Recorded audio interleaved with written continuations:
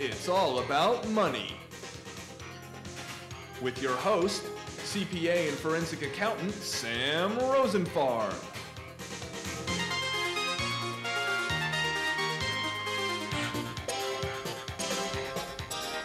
You're watching It's All About Money.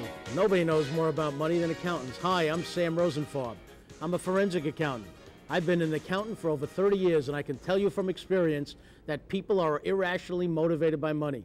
I've been in numerous disputes about money, brothers and sisters fighting about how to split up the money left them by their parents. Husbands and wives fighting the War of the Roses after living together for many years. I've been involved in partnership disputes, business disputes with people who've known each other for 10, 20, 30 years who virtually kill each other over money. I've seen people steal from the government, cheat on their taxes, steal from their employers, steal from their children's trusts. I've seen people's greed control their behavior. This show is all about educating you, teaching you about how you can spend and control your money and learn its proper place in your life. Tonight's program deals with fraud and white-collar crime. If you're a business owner, what you should look for to catch an individual who's stealing from you. How can businesses avoid fraud perpetrated by vendors and customers? Does today's technology help society protect against fraud, or does it aid the criminal who commits these offenses? Here to answer these and other questions are two of New Jersey's foremost experts in the war against fraud. Eric Marcy is an attorney and a partner at the law firm of Walentz, Goldman, and Spitzer of Woodbridge, New Jersey. Mr. Marcy is a criminal defense litigator who's also a former prosecutor. Robert DiPasquale is a CPA and a partner with the accounting firm of Geekow, Bierman, and Telesnik of Roseland, New Jersey. Mr. DiPasquale is a certified fraud examiner and has been appointed by the United States Bankruptcy Court to examine fraud. Bob, you're a former president of the New Jersey chapter of the Association of Certified Fraud Examiners. What does the association do to combat fraud? Sam, the association is approximately 10 years old, and at this point, they are the single largest private enterprise in the world dedicated solely in the area of fraud detection and deterrence. How did you get interested in the fraud area? It's a very interesting field. It's a very big problem in this country. I find the work fascinating and very interesting in working with attorneys and working with clients. Eric, you're involved in fraud on a regular basis not as a personally, defendant, right? This is not a how-to program either, otherwise we'd have a large audience. How'd you get involved in doing prosecutions of white-collar crime? Well, in law school, I was working for AT&T in Bell Labs in their antitrust department for a while. While you were going to law school? While I was going to law school as a night student. And an opening came up in a county prosecutor's office, which had a litigation program where a student could go in and appear as an attorney. And I thought that that would be a good opportunity. And I went in and essentially got hooked. It was absolutely fascinating as a law student to be running around the courthouse and to be watching different trials go on and dealing with the prosecutors. And from that point forward, that's really where I wanted to go. So after you graduated, you went to work for the prosecutors? Well, actually, after I graduated, I went to work for the Attorney General's office in Trenton as a Deputy Attorney General. And I did a year of appellate work to get some legal background. Right. And then I went into a trial section, and then I went into a separate state litigation section, which gave me hands-on trial experience, which involved issues relating to fraud and other types of crimes. What kind of cases did you prosecute while you were at the Attorney General's office? Well, there were, you had the run-of-the-mill theft by deception. What is theft by deception? Well, theft by deception is where you knowingly and purposely deceive somebody to induce them to part with something of value. You mean other than with a gun? Other than with a gun. Right. That's white-collar crime. And I was doing misconduct in office, terroristic threats, a whole wide variety of different crimes. Since that time, I've been working at Walentz, Goldman, and Spitzer. I left in 1985 from the AG's office. And I've done a wide variety of every type of criminal matter, from municipal court matters to federal defense, bank fraud. But now it's defense work rather than... Now it's defense work, and it's very different doing defense work. So you're defending the criminals? Yeah. Or are all of your clients criminals? Are all my clients criminals? No, a special burden is representing somebody who's truly innocent. Mm-hmm. Because if you have an innocent client, you got a special burden, you better win that case.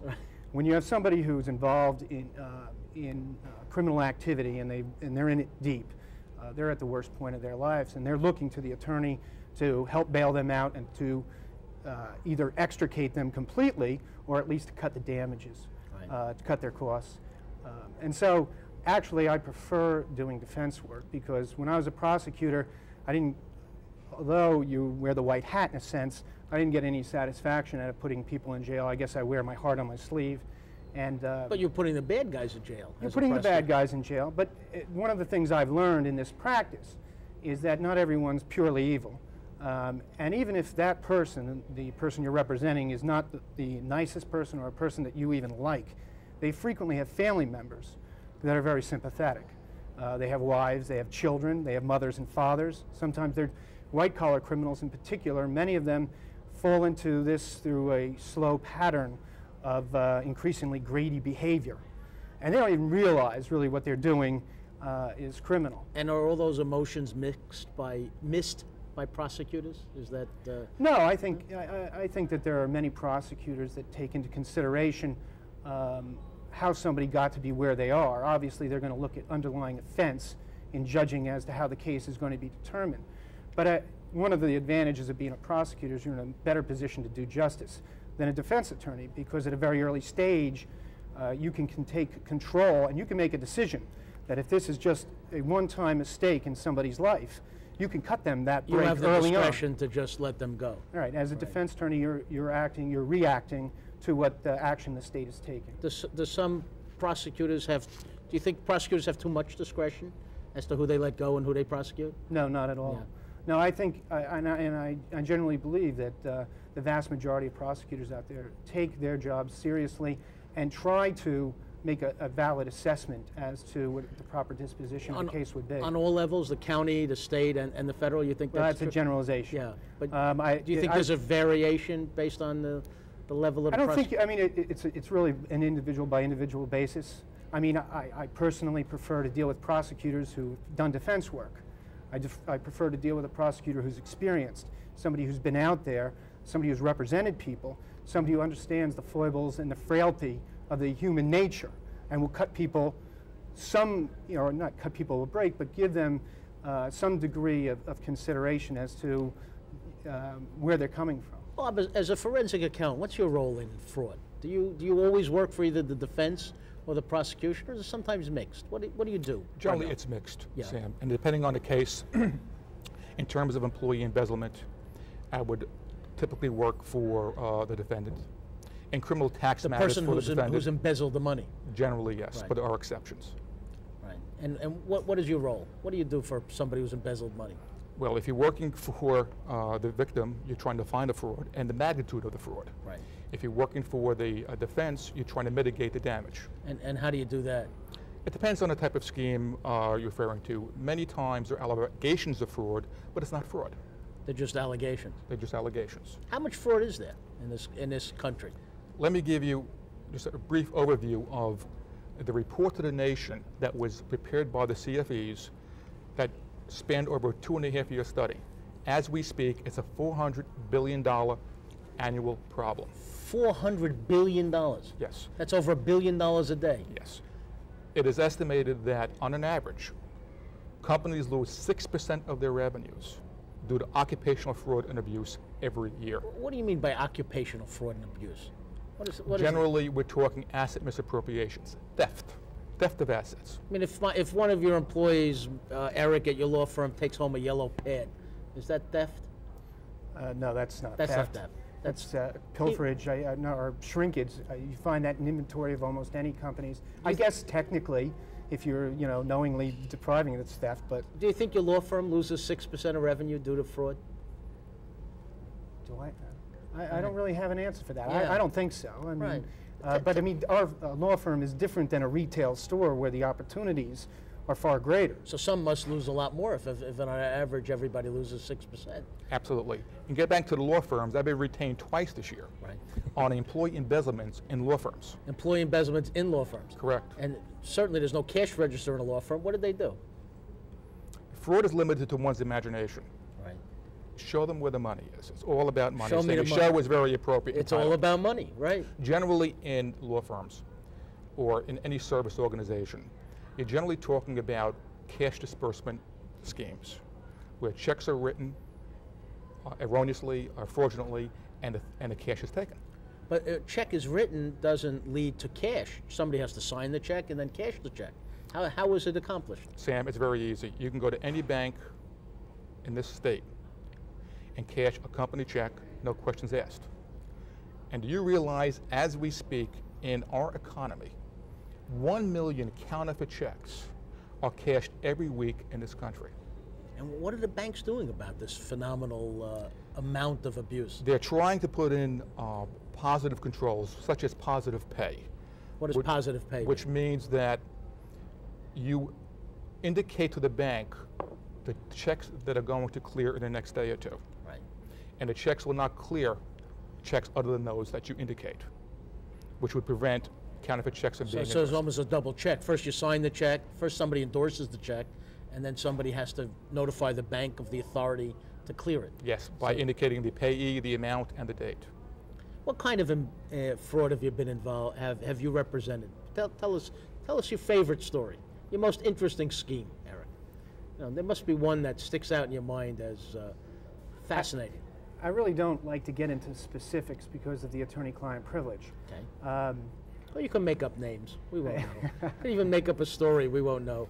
Well, I mean, a common scenario, let's say, use the example of, say, there's a cookie company that receives some sort of a product from an outside vendor, and what you have is somebody from the inside of the company working together with the outside vendor to submit invoices and write off that whatever the product was received, and they bill for it, and authorization is made for payment, and you're getting, you know, phantom. You're getting no deliveries. No merchandise, but yet somebody's authorizing payment. Sure, and that's a very common kind of scheme. Actually, what would your role as a lawyer be in that case? Let's assume you're representing the company who's ripped off. Okay, if you're representing the company that's ripped off, what you want to do is you want to start conducting your own investigation, first of all. What you want to do, if you just go to a police department and say, I think I'm being ripped off by one of my vendors. I'm not even sure. I just think I'm being ripped off. Right. A lot of local agencies don't have the facilities to conduct that type of an investigation. And if it's at that low of a level, if you go to the U.S. Attorney's Office, they're probably not going to run with that particular scenario. So what I would do is I would advise the company to conduct an investigation, and either we could do it or we would have somebody designated within the company who was very professional and had their act together to interview some of the witnesses, get the documents together.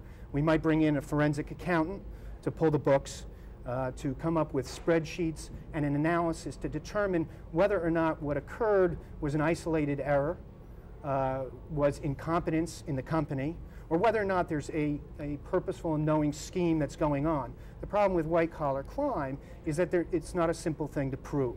And so before you go to a law enforcement agency, if you're representing a company, you want to get the proofs together in a rational format so that when you sit down with a detective or an investigator, you can show them not only is there a loss, but that there's an intentional loss and that some people are in collusion.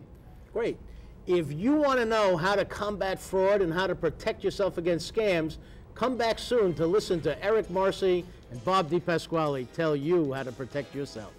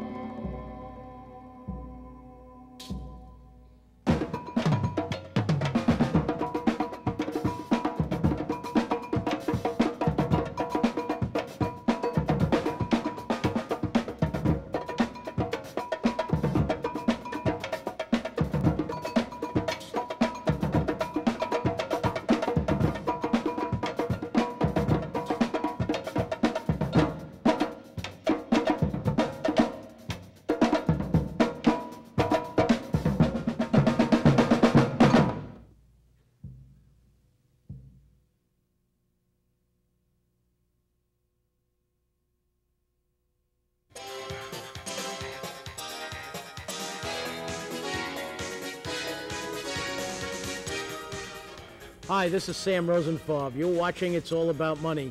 We're talking with Eric Marcy and Bob DiPasquale about fraud and how you could protect yourself. Bob, during the last segment, you told us that the Association of Certified Fraud Examiners did a survey and discovered that $400 billion a year is lost to fraud, over $1 billion a day. Correct, Sam. What kind of scams are being pulled to come up with these kinds of numbers? It goes the gamut, but generally you're talking billing schemes and misappropriation of cash. What is a billing scheme?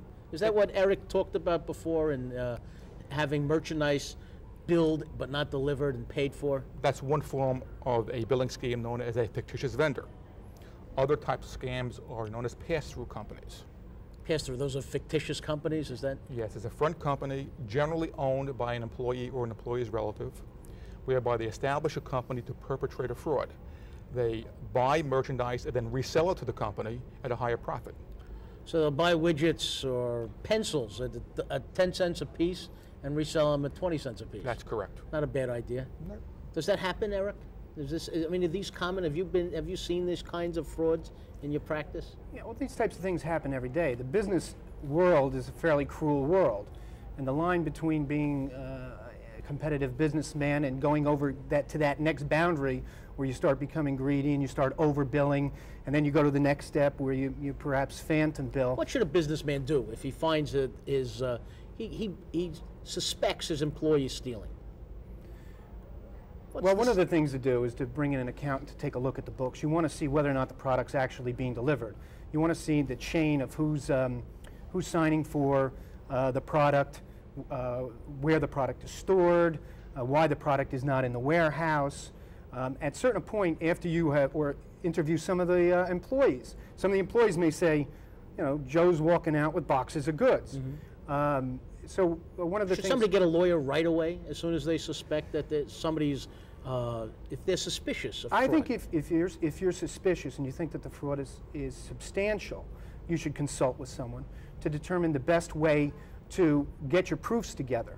If there's a problem with a vendor, a supplier, an employee, your first concern is recovering that loss.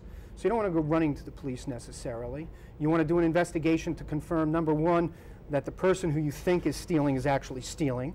You want to see if there's a way you can recover that money.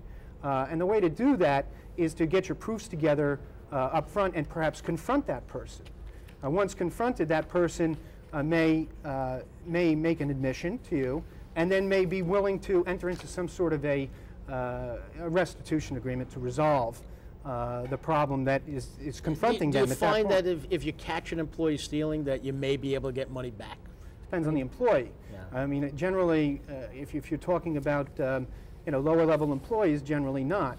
If you're talking about a high level manager in a high profile business, such as, say, you're an insurance agency, a fairly large insurance agency, and you have an employee or a principal that's involved in the problem, what you want to do is you want to confront that individual. You want to try to get that money back. You don't want to go running to the police or running to the press necessarily, because it'll damage your business. Well, can you use holding off going to the prosecutors as a bargaining chip? Absolutely with not. The employees? You can't. Absolutely not. That's called the crime of compounding. Right. You can't have a quid pro quo. I mean, I can't tell my employee, unless you give me back this money, I'm going to go to the prosecutor. No guarantees. Yeah. You say to the employee, we believe that you've been involved in diverting funds. We believe it's this amount. We want to make an agreement with you for restitution. We cannot give you any guarantees as to where we'll go with this. And in fact, in the banking industry, or in insurance fraud, if there's a fraud claim that's submitted, there's a requirement that the company report it. So in some instances, the companies actually, by law, have to report it to law enforcement. So they can't agree not to, or they can't even imply that they won't. You could never agree not to, and you can't imply not to. Okay. What you can do as a business, I mean, if you're a businessman and you've been working with someone who's been in your company for 10 years, and you have a close relationship with them, you might be able to work out a restitution agreement. You may most likely would terminate that person's employee. But then you're not under obligation to notify the prosecutor if... No, you're not. Right. You're not under. But you said insurance companies might be under some Well, obligation. if there is a fraudulent claim that's submitted, I see. Then they're obligated. Then they're obligated. But not any by bank fraud. There's an obligation for the bank to report it, I believe, within 30 days. Bob, what if you're an employee in a company and you suspect one of the suppliers, one of the vendors, is committing fraud? They're overbilling you, or they're billing you for merchandise that isn't being delivered. What should you do? What should the employee do? Well, as a business owner? Either the business owner or an employee at a business. What you have to do, number one, is protect the records. Number two, build a case.